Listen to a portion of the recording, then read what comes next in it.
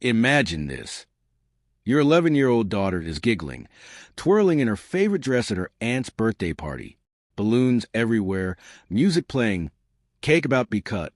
Then your sister, her own aunt, points a finger and screams, "She stole from me." Every head snaps toward your little girl. Eyes narrow. Whispers start. They look at her like she's already guilty. And you? You don't say a single word in her defense. That was us last summer. My sister Vanessa threw her 35th birthday party. Big, flashy. The kind she always has outdo everyone else. Her house decked out like a magazine spread.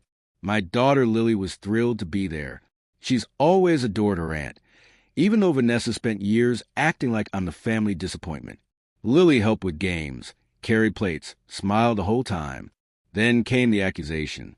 Mid-party, Vanessa shrieks that her gold anniversary bracelet is missing. $800 worth of gold. She kept reminding everyone. She locks eyes on Lily, who was innocently near the gift table earlier. "You took it. Empty your pockets now." Lily froze. Tears instantly. "I didn't, Aunt Vanessa. I promise." The crowd murmured. Relatives I've known my whole life started nodding like it made sense. Kids steal sometimes. Marcus lets her run wild. I stood there, silent, arms folded. I watched them humiliate my child in front of everyone. I didn't yell. I didn't argue. I didn't even say she was innocent. The ride home was brutal. Lily cried the entire way. "Why didn't you stick up for me, Daddy? Why did you let them think I'm bad?" I pulled her close once we got inside and whispered, "Just trust me, sweetheart, please." That silence felt like betrayal to her. To everyone else, it looked like I agreed, but I knew something they didn't. The next morning my phone lit up with Vanessa's name. She wasn't calling to apologize. She was hysterical because the police were at her front door. She thought she'd won the day before. She had no idea what was coming. The ride home still haunts me, but let's rewind to how it all exploded. Picture the perfect setup for disaster.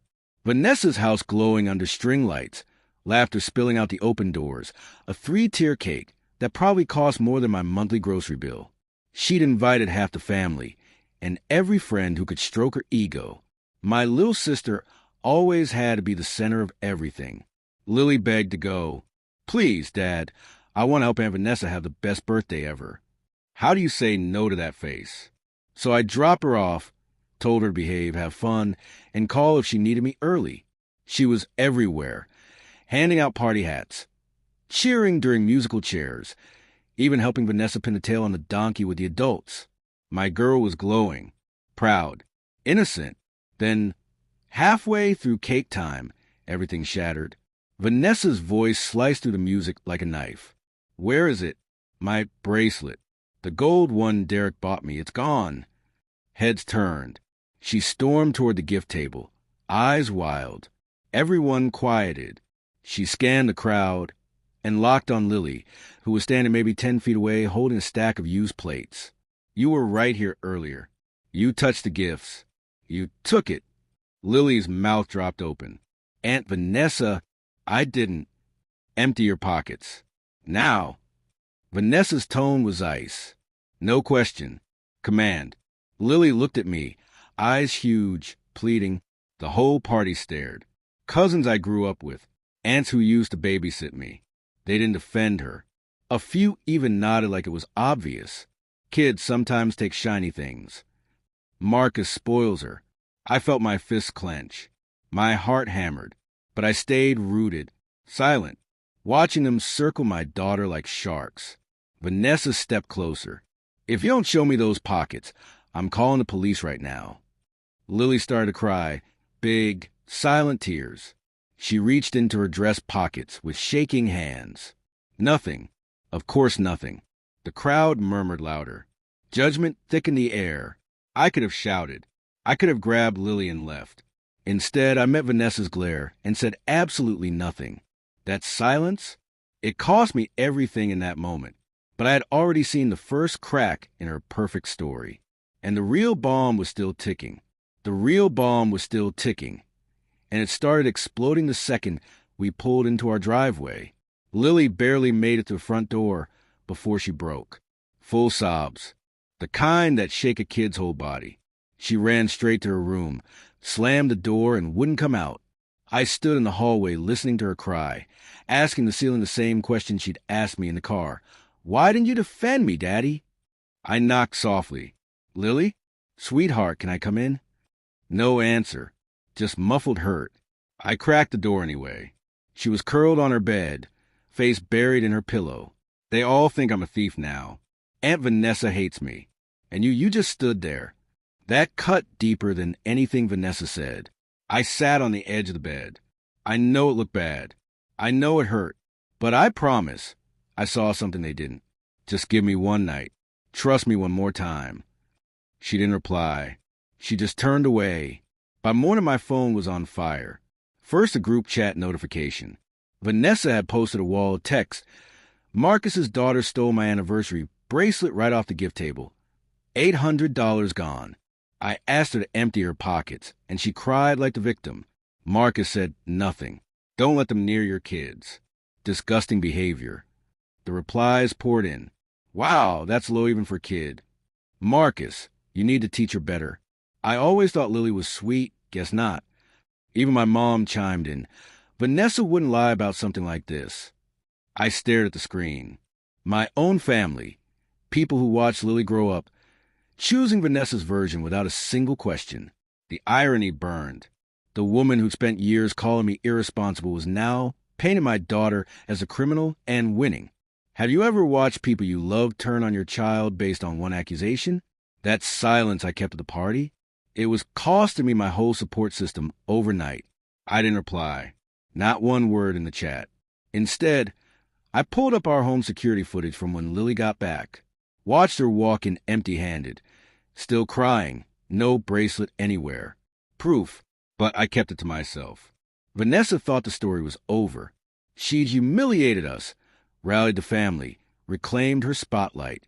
She had no clue I'd already made one quiet phone call the night before. At 8:17 a.m. the next morning, my phone rang. Vanessa. I let it go to voicemail. Her voice cracked when the message played. Marcus, the police are here. They're asking about a false report. What did you do? Her voicemail kept playing on loop in my head. Marcus, the police are here. They're asking about a false report. What did you do? I didn't call her back right away. I let her sweat, let the reality sink, and while two officers stood on her pristine porch asking questions she clearly wasn't prepared to answer. See, the night before, after the group chat lit up with everyone piling on Lily, I didn't scream or argue. I went quiet, deadly quiet. Then I opened my laptop and pulled up the photos I'd snapped at the party. Timestamps. Lily laughing in the backyard during the exact window Vanessa claimed the bracelet vanished. Nowhere near the gift table. Nowhere near the drawer she later discovered it in. But the real killer? Vanessa's own doorbell camera. The fancy one she bragged about installing last Christmas. She forgot it records 24/7. And it caught everything. Around 6:45 p.m., right before she started screaming about the theft.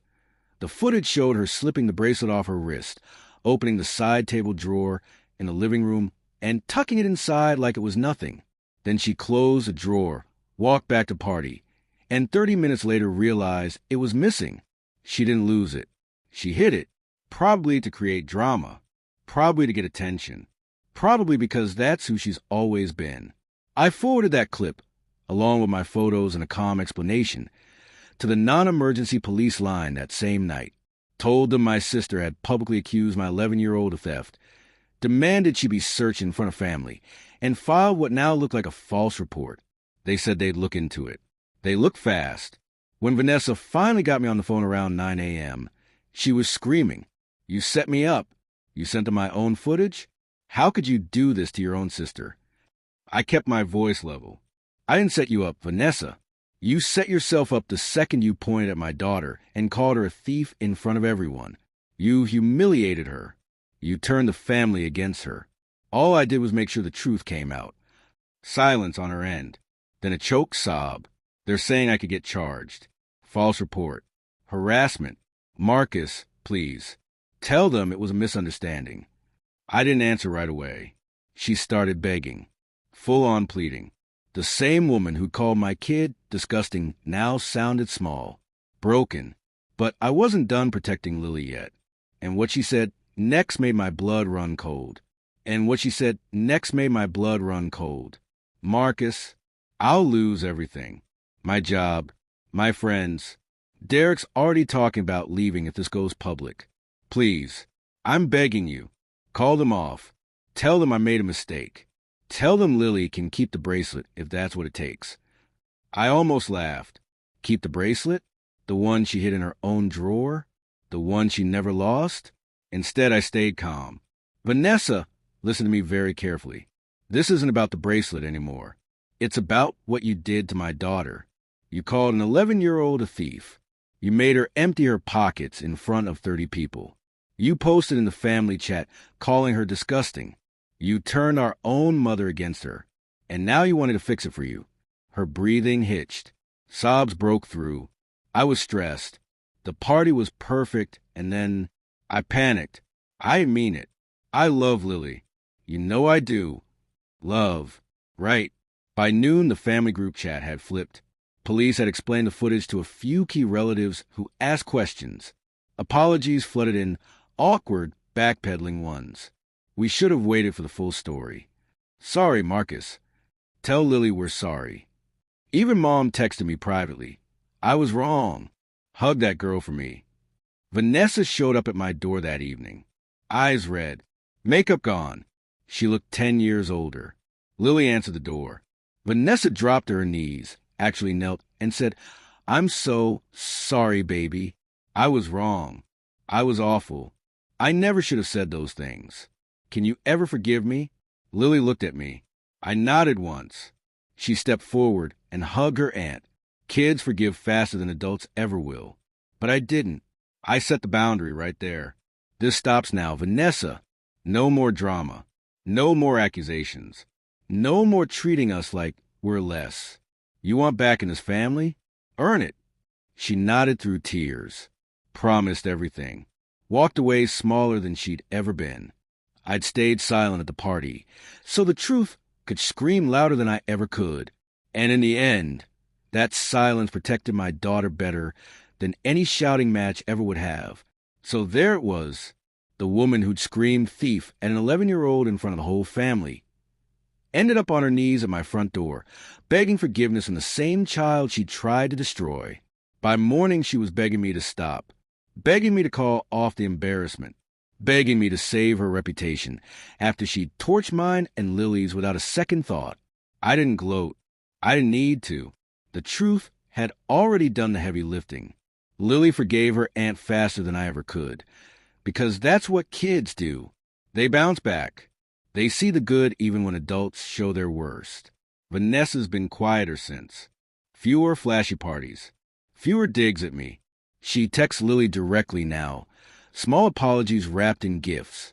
Boundaries are holding. For the moment. But here's the part that still hits me every time I think about it. That silence I kept at the party wasn't weakness. It was the strongest thing I've ever done for my daughter. I let the accusation hang. Let the judgment build. Let Vanessa dig her own grave with every word and every post. Because sometimes the loudest defense isn't shouting back. It's staying quiet until the truth roars. Have you ever had to bite your tongue when someone you love was attacked? Did silence feel like betrayal? Or did it end up being the perfect weapon? Drop your stories in the comments below. I read every one. If this hit home, smash that like button for Lily. Subscribe if you want more real family drama that actually happened. And hit the bell so you never miss when karma shows up uninvited. Thanks for watching. Protect your people. Even when it means saying nothing at first.